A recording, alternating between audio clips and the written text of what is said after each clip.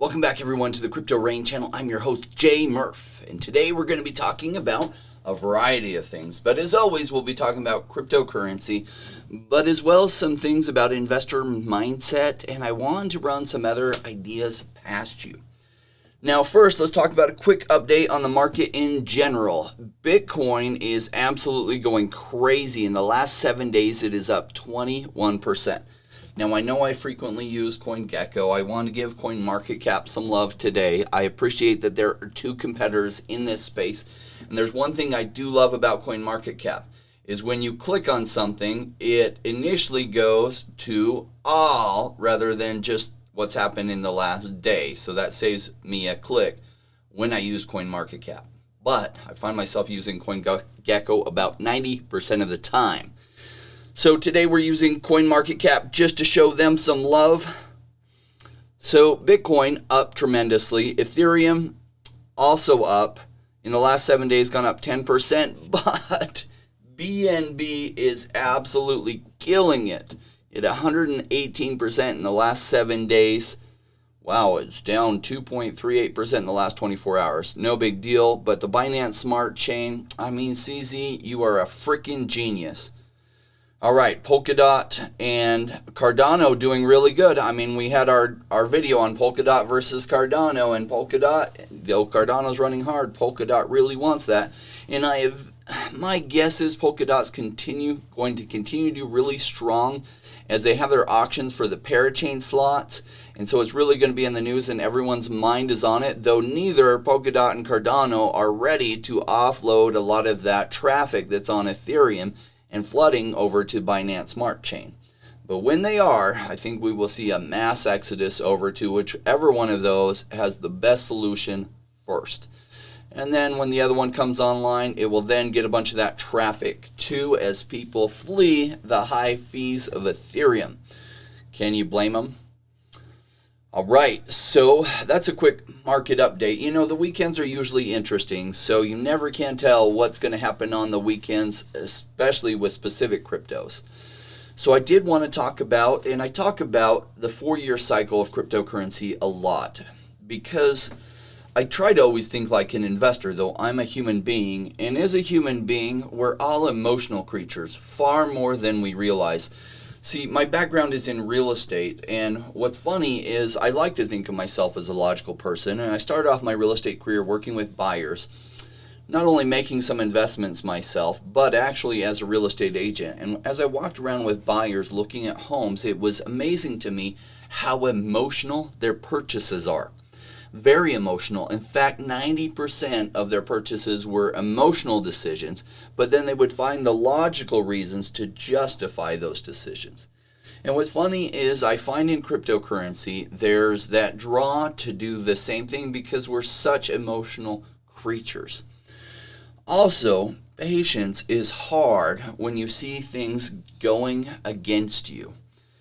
As Warren Buffett once said, and he does not understand crypto at all, but he does understand investing, and he said the stock market is a device for transferring money from the impatient to the patient. And really that's true with any investment vehicle. Now what I'm excited about for this year is that it likely is going to require a lot less patience than normal. I remember being patient in 2018, in 2019. Those were some tough times. And all my friends were laughing at me because, not all of them, but some of them, because cryptocurrency, Bitcoin's going to be worth zero, and they just didn't get it. So I just categorized it as they just don't get it, and that's okay. And I was still excited about it.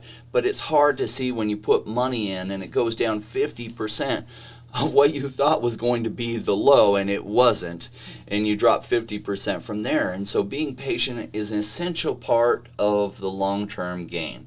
Now, a lot of those things have completely reversed, and they're way, way, way up from where it was. But just investing, it's always hard to see things go against you, and one of the reasons I diversify is because realizing I'm an emotional creature, even though I don't want to be, and I try to think as logical as possible, it's really easier to be patient when my portfolio is more diversified across multiple cryptocurrencies, so that when one is absolutely tanking and it makes my heart want to sink, even though logically I know it shouldn't, and that I believe in that project and it's going to do well, it's a lot easier when I have other ones that might be doing well during that same time. And so when I was brand new in cryptocurrency in 2017, I put all my eggs in one basket, and that basket did okay. I think I got initially like some 50% gains and then 100% gains, but if I had it across multiple baskets during that same time, some things 20x'd and 50x'd. And so I did start learning to diversify through 2017, but really didn't grow that more till 2018, how important it is to find multiple projects that you're excited about and not pin all my hopes and dreams on one. So that's a little bit about investing and investing mindset. I did want to ask you what you're liking about this channel. See, this channel is new for me. I've only really been doing this for 2 months and put more time into it starting the last 5 weeks. And thank you for all of you that have helped this grow tremendously. We're up to over 3,600 subscribers thanks to you, and I appreciate that. And I wanted to ask you directly, what are you liking about this channel? And also, what would you like to see?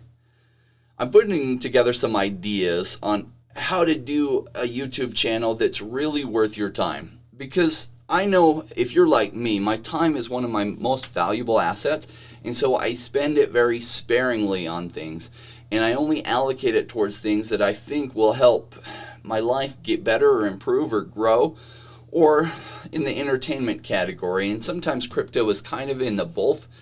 Hopefully it's got some entertainment value, but hopefully it's helping grow your education so you can just make more informed decisions. And so I know I'm very picky with where I spend my time, and I imagine that you are too. And so what would you most like to see in a cryptocurrency channel? The whole reason I started this is, as an investor myself, I wanted to be able to get in touch with the projects, and I just wasn't finding good responses. Just being an investor myself, it's not like I was an investor with $100 million to throw at a project, and so they have to balance their time, and they weren't fast in getting back to me, if they got back to me at all. Whereas somebody that had a YouTube channel with, say, 50,000 subscribers or 100,000 subscribers, they had them on speed dial. So I thought, really, in order to get to my investment goals, I really need to find a way to create interesting content so that you feel like it's worth your time. And I want to know what that is. If you had your pick, like, what are you liking in the channels you see? What would you like to see that you're not seeing? Because this space is still new, and I would love to be able to at least give you my take on things and provide a channel that's really worth your time. And I'm always open to ideas. Now, I can't accept all ideas, and I do want to hear them all, because I think everyone's opinion is valuable. And some of them I'll probably adopt, and some of them I won't, just because I can't do everything at once. But everyone who gives me an idea, I appreciate it very much. I have been spending more of my time on building this channel because of the great support that I've gotten from all of you. And I've been shocked at how supportive each of you have been. I've gotten very few negative comments and a lot of fantastic comments. Even some really good advice from people who I can tell know what they're talking about on my channel. I appreciated all of that. Some of those things I was already planning to do, I just, piece by piece, trying to build something over time that is absolutely worth your while, and I'd love to hear what you think.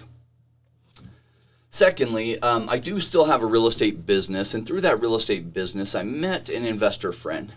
Now get this, he is 21 years old, and he's accomplished more at 21 years old than my entire 20-year investing career.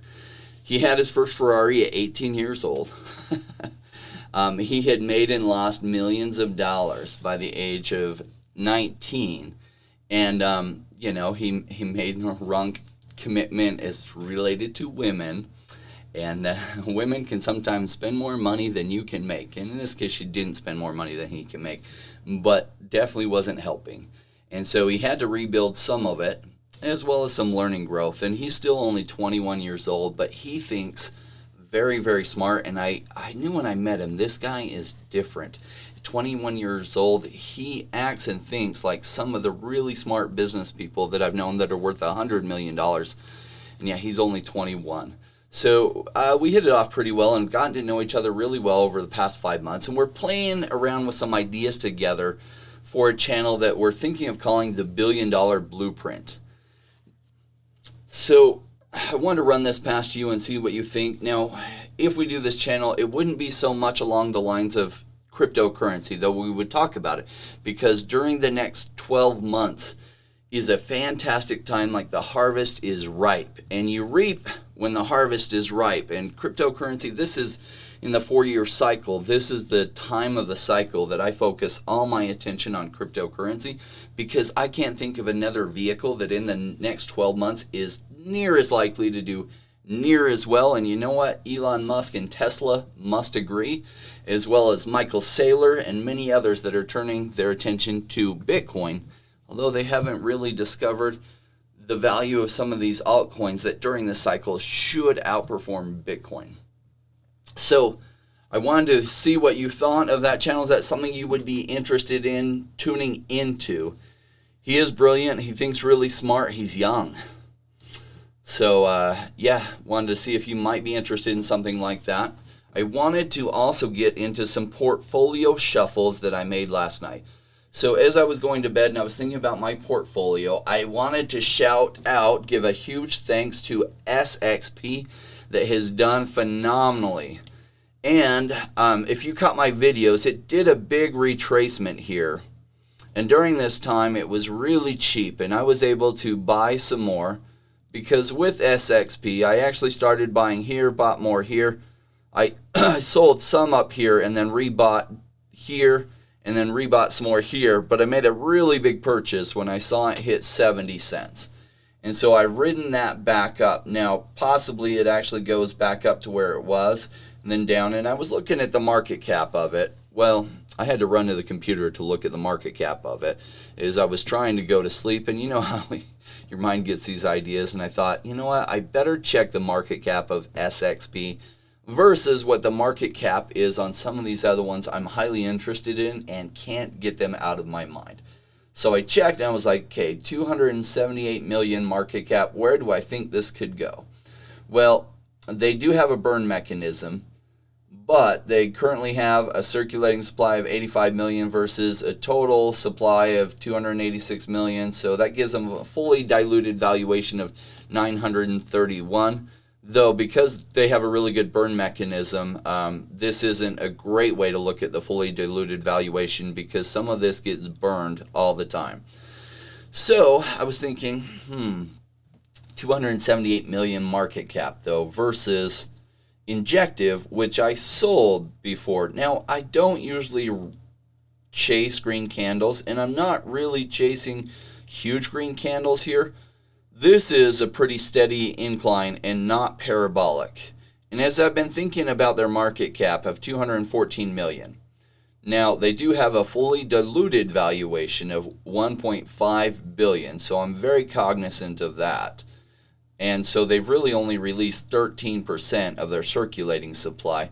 But they're dealing in a space that's amazing. And what's funny is when I sold Injective after making fantastic gains, I haven't been able to get them out of my mind. They keep making so many good announcements and so many good partnerships. It just reminded me of what I saw with Chainlink. And Chainlink didn't have these big spikes. They just continue to grow and do just like this. And so I thought, well, with a market cap like that, it's a great time to sell some of my swipe. And I had a lot of swipe. I had 17,000 swipe. So I didn't quite sell all of them, just most of them. And I have to give it to them. They have done very good for me, and I'm very thankful to the project and all that they have done. And so it's not like I don't like them. I still really like them. I just like these ones better for my portfolio. Now, I'm not a financial advisor, and this is not financial advice. Everyone has to be completely responsible for their own decisions.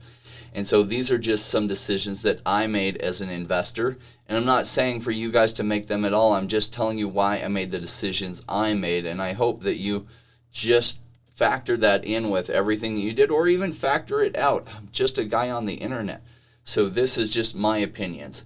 The other one I put some more money into was Lena for two reasons. Lena is a way that I can get some of this market cap growth. They have very low market cap. Now, they also have a very low circulating supply versus max supply. Their fully diluted valuation is $800 million.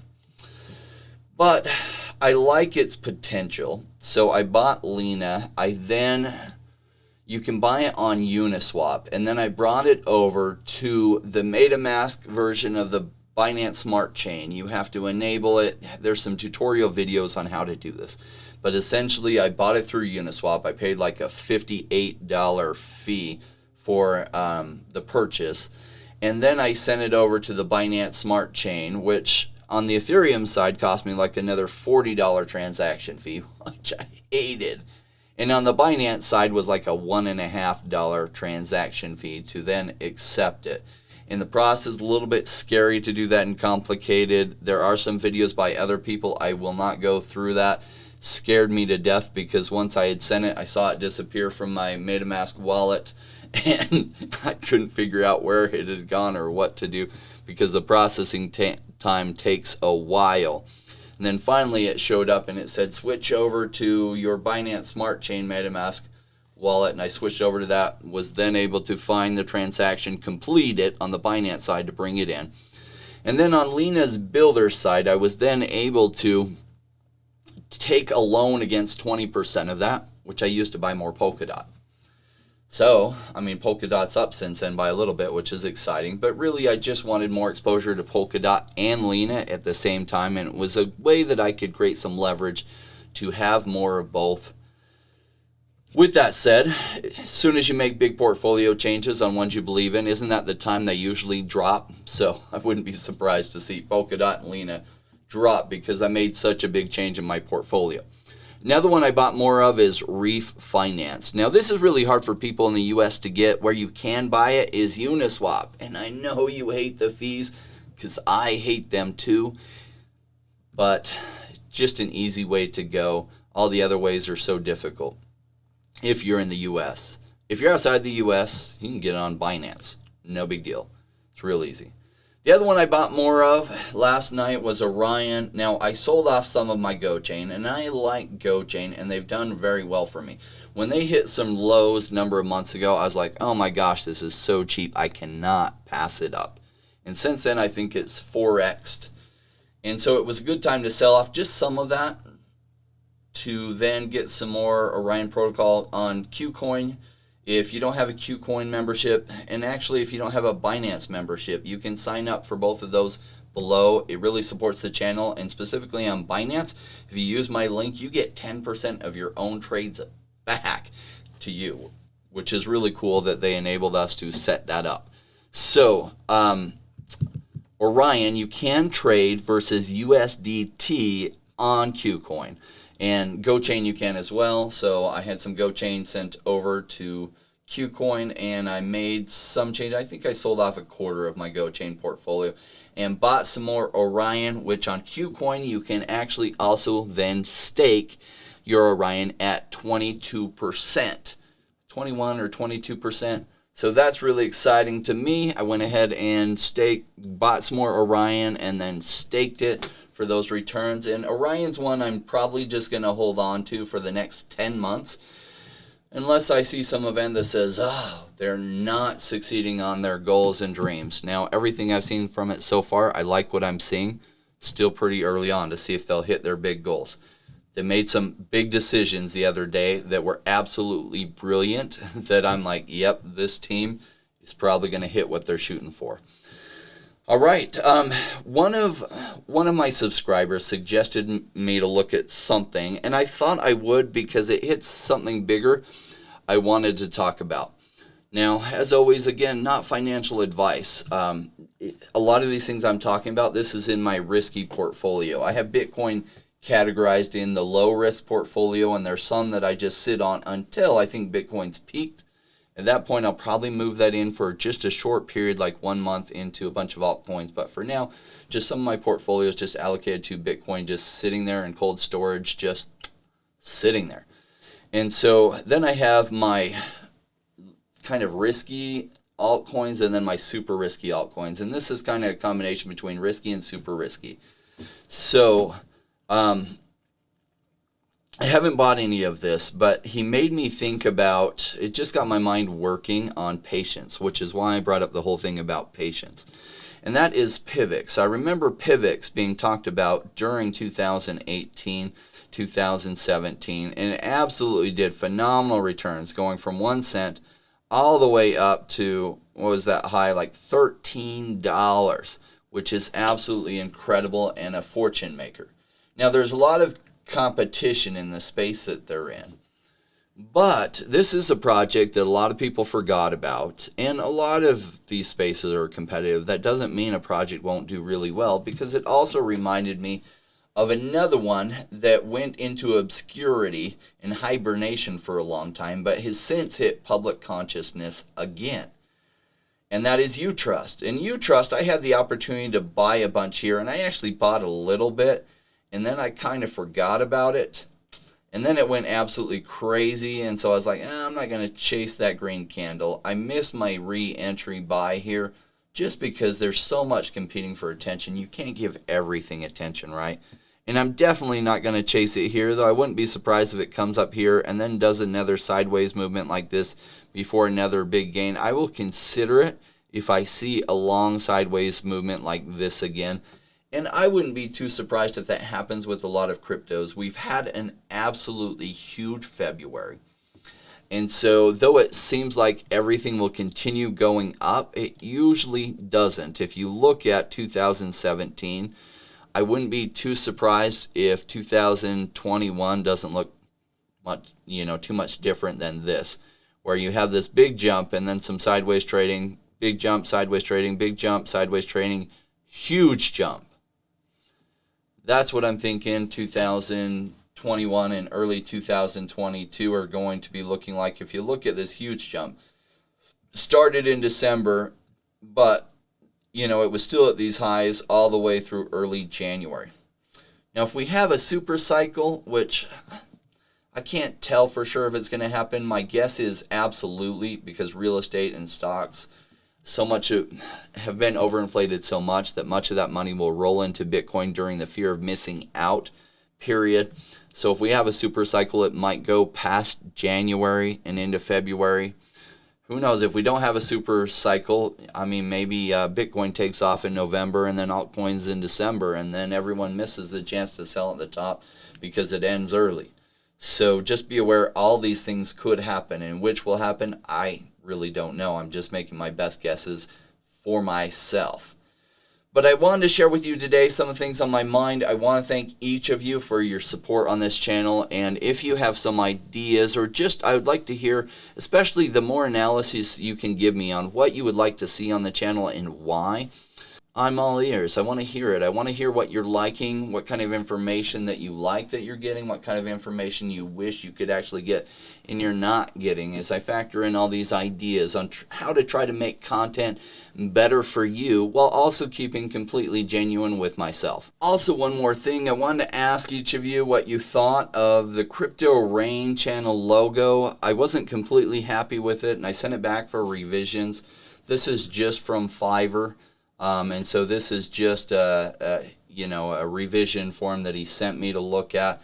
And I liked it. I like the embedded thing, but I'm not completely happy about it.